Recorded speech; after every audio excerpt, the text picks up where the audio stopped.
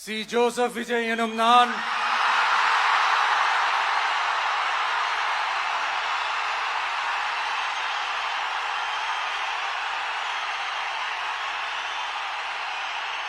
சட்டப்படி அமைக்கப்பெற்ற இந்திய அரசியல் அமைப்பின்பால் உண்மையான நம்பிக்கையும் மாறா பற்றும் கொண்டிருப்பேன் என்றும் இந்திய நாட்டின் ஒப்பில்லாத முழு முதல் ஆட்சியையும் ஒருமையையும் நிலை நிறுத்துவேன் என்றும் தமிழ்நாட்டு அரசின் முதலமைச்சராக உண்மையாகவும் உளச்சான்றின்படியும் என் கடமைகளை நிறைவேற்றுவேன் என்றும்